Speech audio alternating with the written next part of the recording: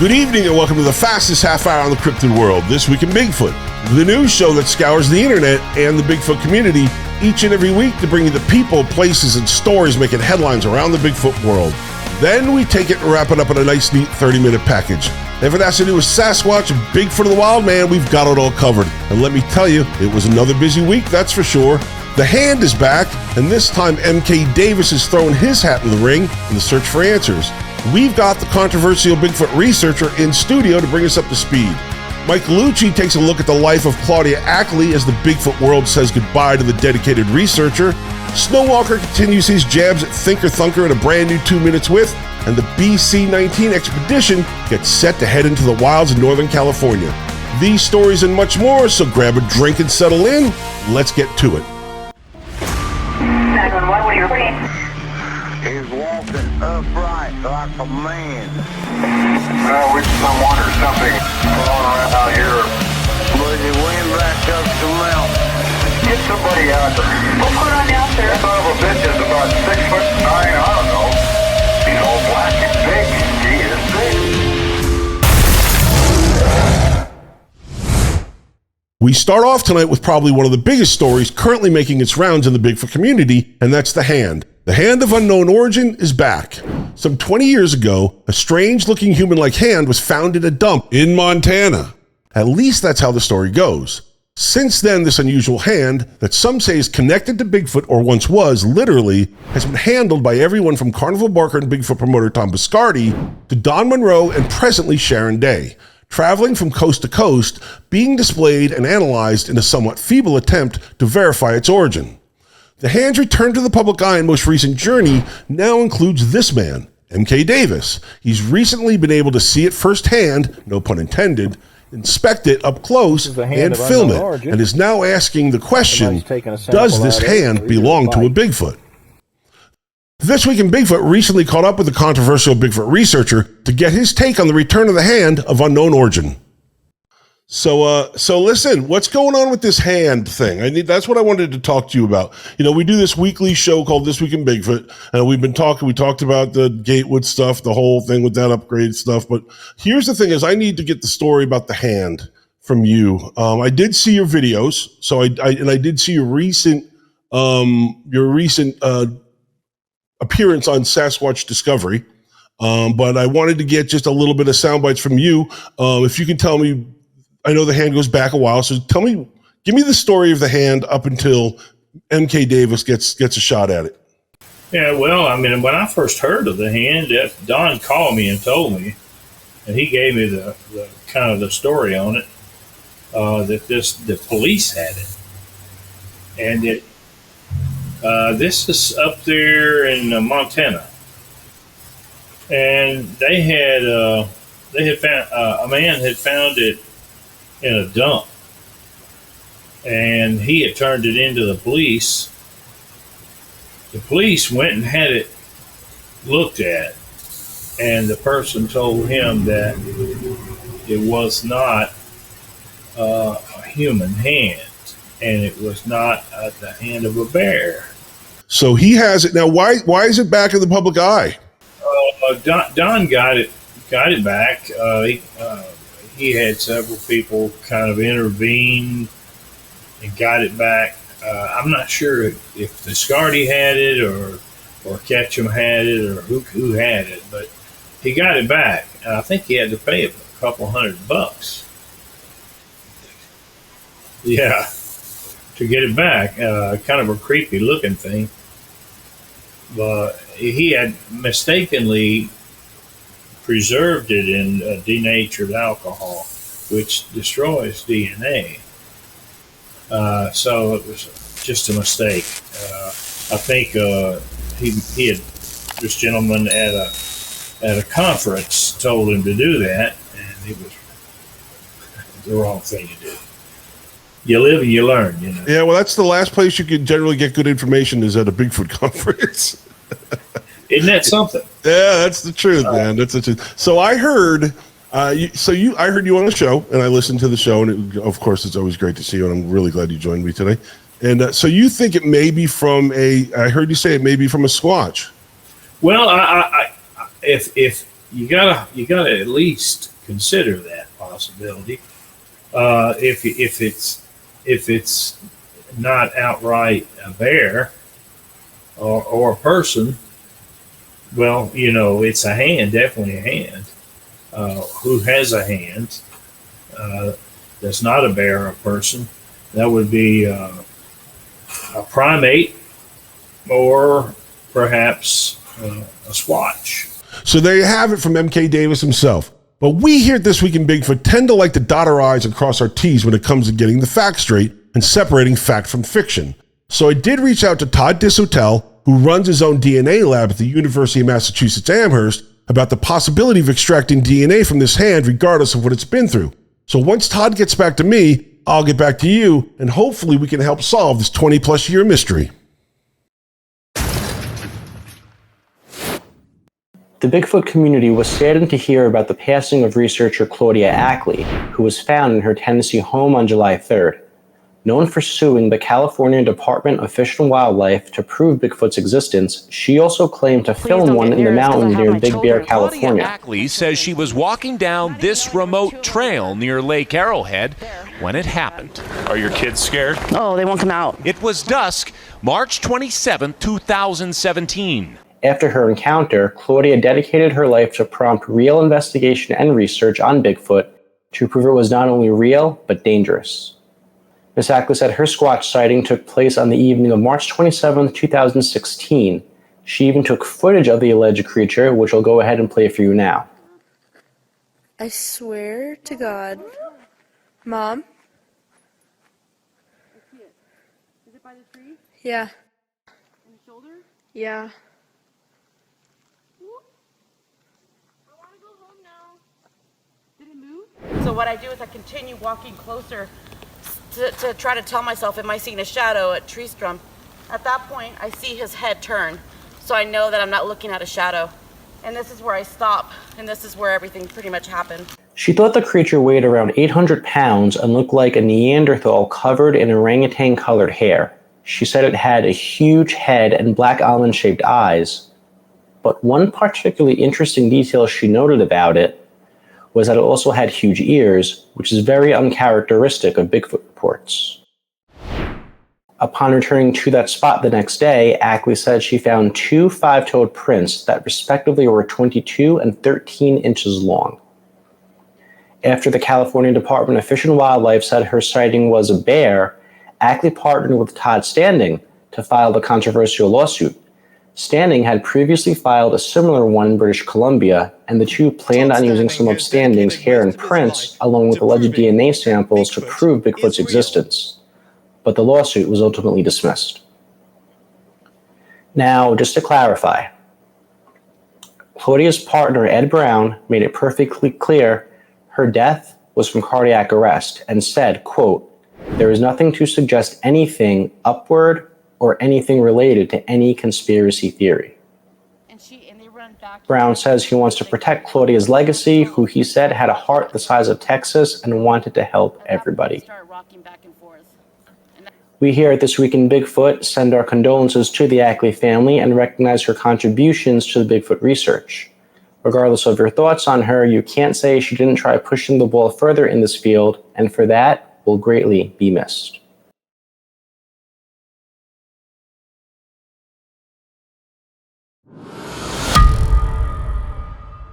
BFRO founder Matt Moneymaker recently announced a groundbreaking DNA sequencing study aimed at solving the mystery surrounding the existence of Bigfoot. This bold undertaking, set to start later this summer, represents a major step towards the possible scientific validation of the elusive creature. The study, which will be the first large-scale academic investigation into Bigfoot evidence, aims to shed new light on the phenomenon using advanced DNA analysis techniques. While skeptics have long questioned the scientific merit of Bigfoot research, the involvement of a reputable university signifies a long overdue shift towards a more rigorous and credible approach. On and on. Moneymaker's announcements last week echoes the sentiments of primatologist Jane Goodall, who previously expressed her belief in the potential of DNA analysis to provide conclusive evidence of Sasquatch existence without the need to harm the creature. With this study, researchers hope to address the skepticism surrounding Bigfoot, by relying on scientific methods and analysis of DNA extracted from hair samples. Unlike previous attempts conducted outside academic circles, this new study benefits from the resources and expertise of a respected state university. By conducting a long-term systematic analysis of Bigfoot evidence, the research team aims to overcome the limitations and controversies of previous endeavors. And by applying rigorous scientific protocols and involving top-level scientists from various fields, the study also aims to provide credible and reliable findings that can withstand scrutiny. This initiative traces its roots back to a DARPA meeting where the talks centered around cutting-edge scientific topics that included the potential for implanting communication chips in human brains. During these conversations, the need for scientific attention to anomalies like Bigfoot was highlighted. This served as a catalyst for the project organizer, who recognized the importance of challenging skeptical organizations' influence on academic inquiry into subjects like Bigfoot. With state funding backing the project, believe it or not, the study aims to gather data over an extended period of time and involve a diverse group of esteemed scientists. Scientists who are committed to publishing their findings and contributing to the body of knowledge surrounding Bigfoot. Big step forward. I'm Matthew Moneymaker. Now, being the constant showman that he is and with a flair for dramatics, Moneymaker will introduce the project leader during the Smoky Mountains Bigfoot Conference, July 22nd in Gatlinburg, Tennessee. So buy your tickets and buy them now. While excitement builds within the Bigfoot community, and it should, as many have been asking for this for a very long time, it remains to be seen whether this study will conclusively answer the long-standing question of Bigfoot's existence. Or will it end like the others, a disappointment with nothing more than contaminated samples and the sequencing of horse, human, or deer hair, but this time at the taxpayer's expense? We here at This Week in Bigfoot will of course keep our eyes peeled for any breaking news on the study, and in turn keep you all posted. All right, we've got ourselves another TikTok find here, and while we don't physically see anything in this one, I thought its backstory was still intriguing enough to investigate. Let's roll that clip. It's currently July 25th, 2006, and the time is 4:40 p.m. I'm currently up in the woods due to, well, what the town's been talking about, how there's been some weird occurrences, and, oh god. What?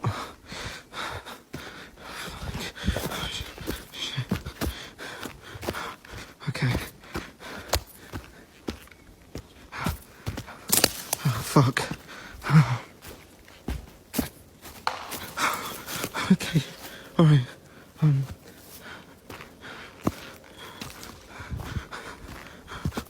Okay, I'm not like this. Oh, shit. I can't.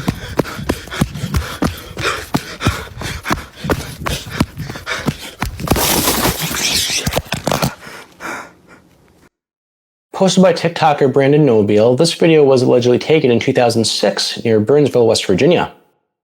Although this footage was allegedly released by police 4 years ago, if that were the case, I'd imagine its initial release would have caused a huge stir in this field. But, at least for me, this is the first time I'm seeing it, so naturally the comment section was torn over this footage. You had your fair share of believers, even some who thought they spotted a few figures lurking among the trees. Skeptics definitely outnumbered those who took the footage seriously, saying higher quality cameras were already available in 2006, despite being way more expensive. Others thought the audio was too crisp compared to the video's quality.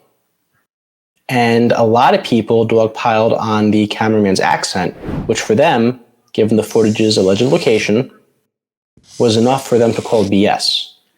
Some of those same people even said the scenery looked nothing like the Appalachians or woods near Burnsville. Now, the cameraman mentioned locals encountering something in the woods. Although I couldn't find any reports near Burnsville or in Braxton County, there were a good amount coming out of surrounding counties, but none happened around the same time that this footage was allegedly shot.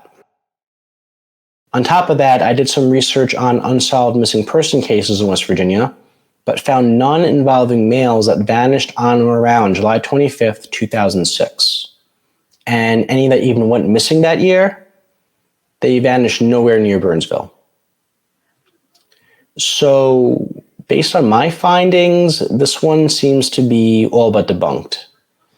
I wouldn't even be shocked if this grainy footage came from an old film or mockumentary. And if that's the case, let us know in the comments if you have more information about that. But remember, that's just one opinion. At the end of the day, we're here just to present what we could find about these stories. And I'm sure by now you know the drill. So let us know if you think what we have here is a fact or hoax. What the town's been talking about, how there's been some weird occurrences. Tonight's edition of This Week in Bigfoot is sponsored by Broken Branch Designs. From outerwear and clothing to home and garden decor, Broken Branch Designs has everything to do with Sasquatch. For more information, visit brokenbranchdesignsllc.com. If you check your watches, I can tell by the clock on the wall, it is that time again, folks. It's the part of the show where we give content creator Michael Merchant screen time to speak his mind and get what's ever bothering him off his chest. I don't know what we were thinking when we came up with this, but it seems to be working. Now, as most of you know, Snowwalker is out of the country on vacation. He needs a break. After all, doing these rants every week, it's exhausting. But being the man that he is and not wanting to leave us hanging or with the segment to fill, here he is now in part 2 of a very special 2-part rant, picking up right where he left off. This is 2 Minutes With. Echo Station 3PA. Just spotted Imperial Walker. Imperial Walker.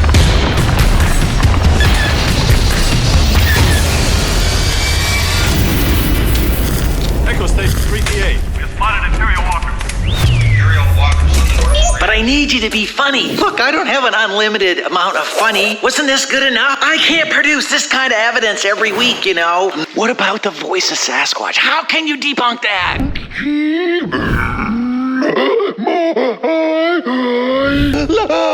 You're being utterly ridiculous. It doesn't sound anything at all like that. You show my show people love my movie.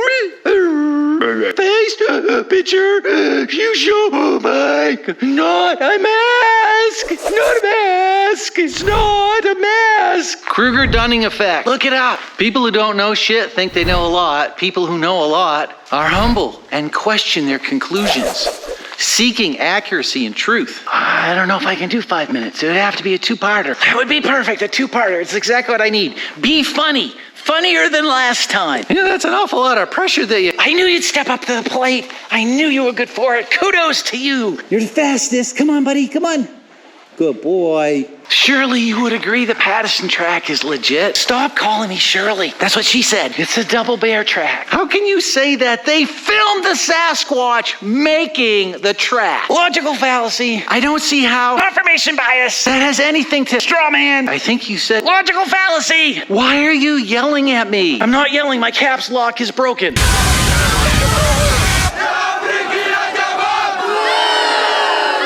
You're right in front of me. We're having a conversation. There is no keyboard. You seem like you're the one getting angry. It has a mid-tarsal break. How do you explain a mid-tarsal break? Flim flam flummox McDougal. What does that mean? That doesn't mean anything. All your positions are straw mans. I think we are done here, sir. So as you can plainly see, the tape is longer.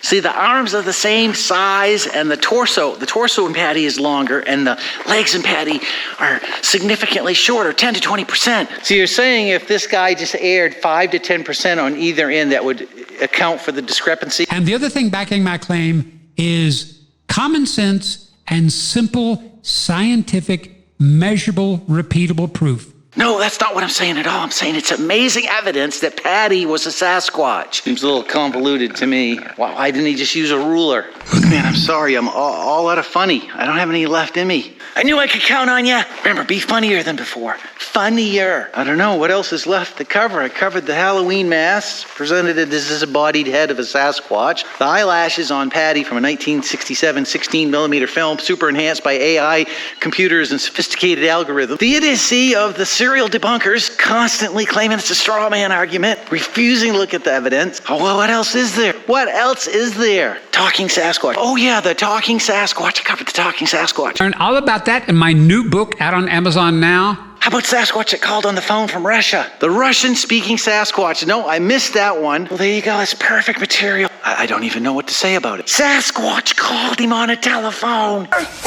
Hello, Ms. Zoneker? Incredible. How did he do that with the giant fingers? Exactly. How did he do with the giant fingers? Maybe he gave him one of those oversized phones with the giant numbers. That's a possibility. I thought of that. I think his buddy dialed the phone for him. And let me guess, there's no pictures. Well, there was one, but it was super blurry. I just can't be funny every week. I don't feel funny all the time. I don't need you to be funny all day long, just for 5 minutes. What do you have to say about the Pattison track cast in molted titanium? How did you mold titanium? I have 3 words for you. Fire-breathing dragons. Seriously? Fire-breathing? That's right, fire-breathing dragons. I think you've been watching Game of Thrones. I would show you the pictures of them, but I've signed an NDA. So what say you, good sir? Double bear track. Double bear track? That's not a double bear track. They filmed the Sasquatch making the track. Double bear track. It just doesn't make sense. Okay, so far it is Sasquatch, Ontario, 3-0. A group of Bigfoot adventurers are packing their bags and getting set to embark on a groundbreaking expedition through rough terrain and the dog days of summer heat in search of Bigfoot. The BC-19 expedition, named after the Bluff Creek region and the 19 miles of treacherous hiking ahead, aims to reach the exact location where the iconic 1967 Patterson-Gimlin film was captured.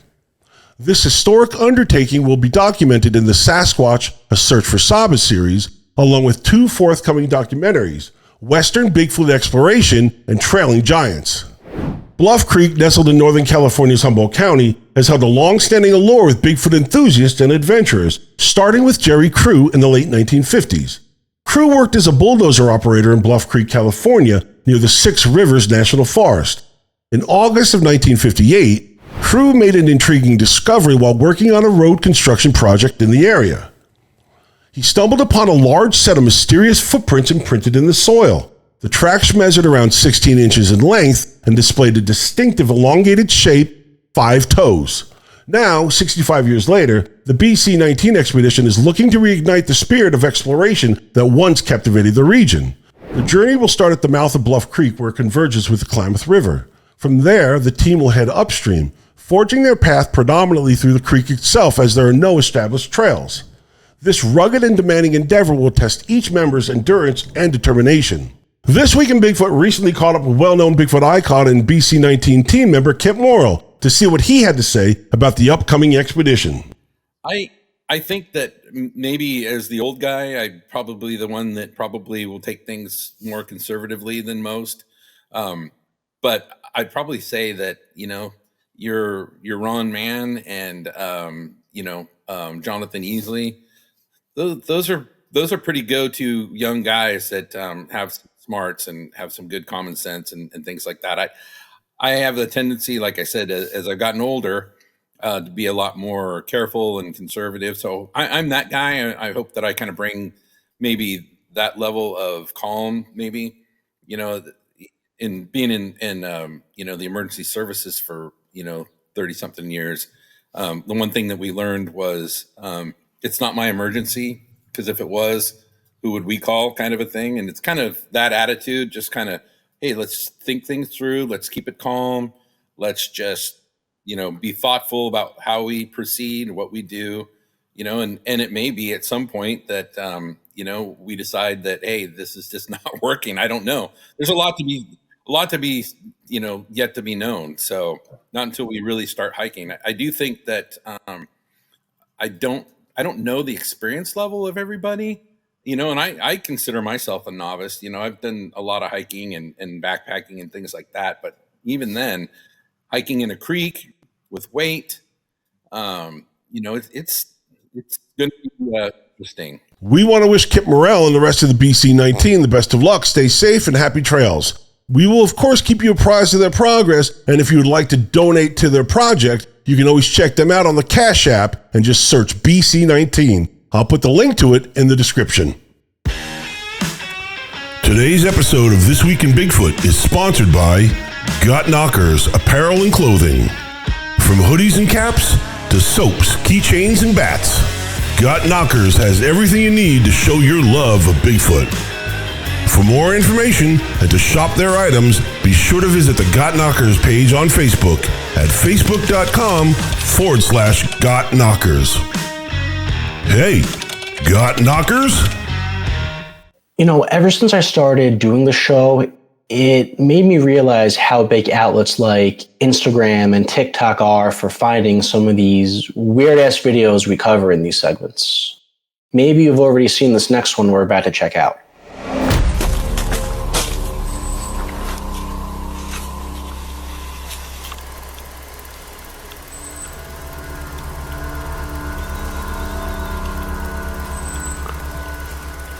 The Squatch Me Now Instagram account posted this one on July 5th. According to the caption, it was submitted anonymously back in 2014, reportedly taken by a father and son while hiking. They allegedly spotted the creature crossing the trail ahead of them, after which it continued climbing up the same hill. The son supposedly took this footage with his phone. Now, if this did happen in 2014, the best cell phone camera out there only shot in 41 megapixels. So for comparison, let's check out some 41 megapixel video footage when it was first released. This footage came out nearly a decade ago, testing a 41 megapixel smartphone camera. While it certainly catches a lot of color, the detail is more than enough to know we're looking at other people despite being at a distance. If we look at this side-by-side comparison, it looks like there are some distinct differences between the two. And unless there's filters involved, it seems pretty evident that the alleged Bigfoot footage here was probably shot on a much lower quality camera. It is possible the lighting could have been a factor in how this figure is presented, but the fact that it just cuts off so abruptly, well, we all know that's a major red flag. Now, one person on Instagram claimed this clip is part of a full video that's several minutes longer. Although I've seen this video appear in a few other places, I haven't found an original source or longer version. So if anyone has more info on that, definitely drop a line in the comments. Although we currently know nothing about the footage's exact date or location, what we can decipher is that the figure in question looks pretty bulky. Some commenters took issue with the figure's arm length, which could have been slightly distorted by the horizon's lighting. It definitely looks pretty broad-shouldered, and we really can't get a good scale for size, but unlike most footage out there, at least this one wasn't so frustratingly shaky. Everything else about it, well, beggars can't be choosers, I guess. So yeah, this one definitely caught my eye, but I'd love to hear if any of you happen to have any additional information on this video. But even if you don't, drop a line in the comments, and as always, let us know if you think what we have here is a fact or hoax.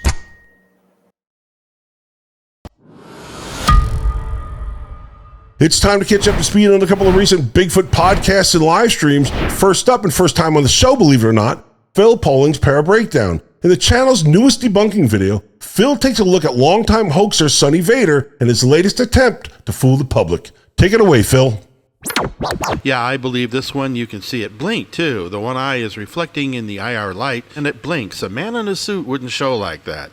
Good call, guys. So here we see that the camera caught some deer foraging in the area, and if you are wondering where the Squatch is supposed to be, its head is up in the crook of the tree. It stays there all night without moving.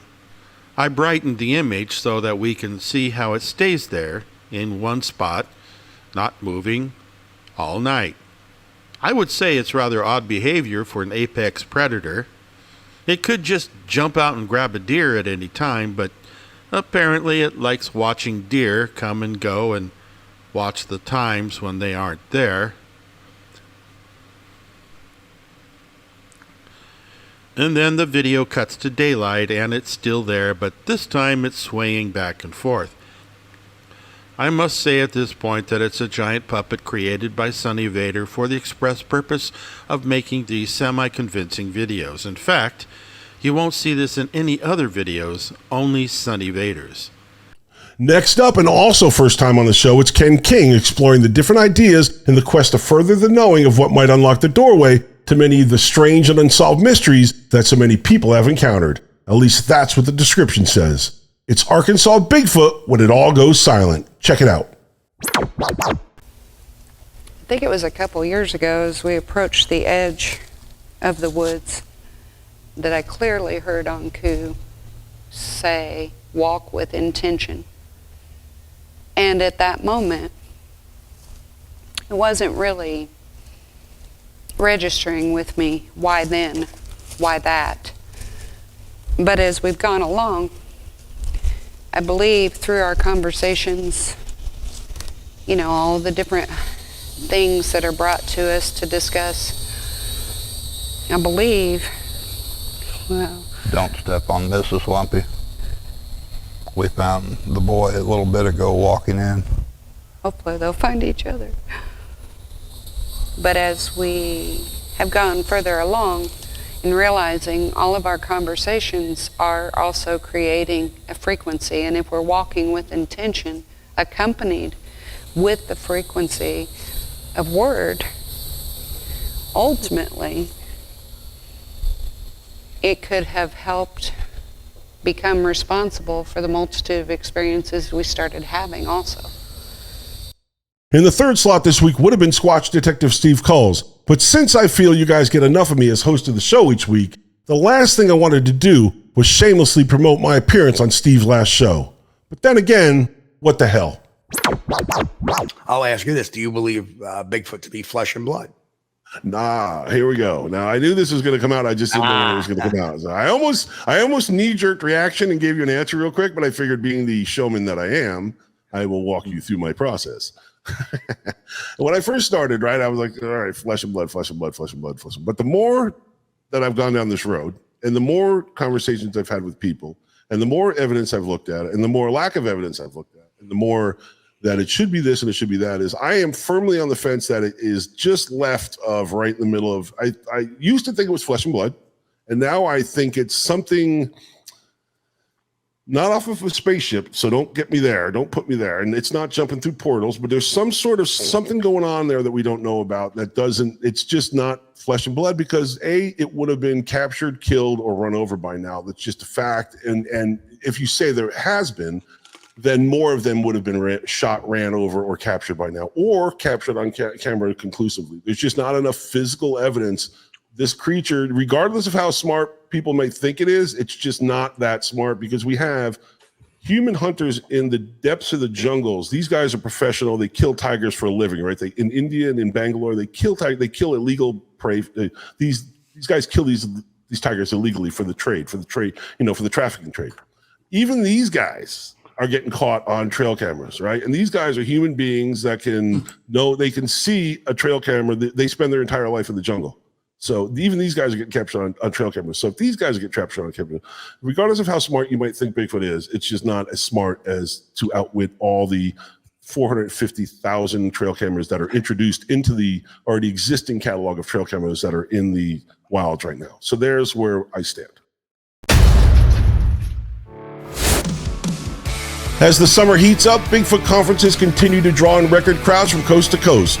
That being said, there's still only one guy we can all turn to keep us up to speed on the who's, the what's, and the where's, and that's Chuck Larson with another great show in this week's Spotlight.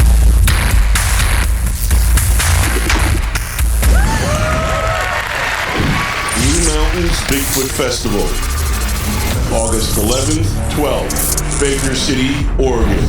Conference Spotlight. The Blue Mountains Bigfoot Festival is slated for August 11th and 12th in Baker City, Oregon. The weekend kicks off with a VIP meet and greet dinner with Todd Neese and Michael Freeman at the Baker City Elks Lodge Friday night at 6. Tickets for the dinner are $50 and are limited to the first 200 participants. The vendor fair main festival day will be held at Geyser Pullman Park, rain or shine. Booths open at 8 and admission to the park is open to the public and free. There will be a 5K Squatch Trot fun run at 8 a.m. or sign up for Miss Blue Mountain Bigfoot pageant at 1. Registration for the event is $20. For more information and a complete schedule of events, visit SquatchAmerica.com. And that's this week's Conference Spotlight. Brendon, back to you. All right, folks, it looks like we are once again all out of time for this week's show. It went by fast and we had a lot of fun. I'd like to thank you for watching and remind you to like and share everything we do here at the Catskill Appalachian Research Collective. Tell your friends. And if you have any questions or comments, or maybe a story for the show, you can always drop us a line at thisweekinbigfootnewscast@gmail.com. So, until next week, for Mike Luci and Chuck Larson, I'm Brendon Brown. reminding you that when it comes to getting your Bigfoot news, be informed, not biased. Take care.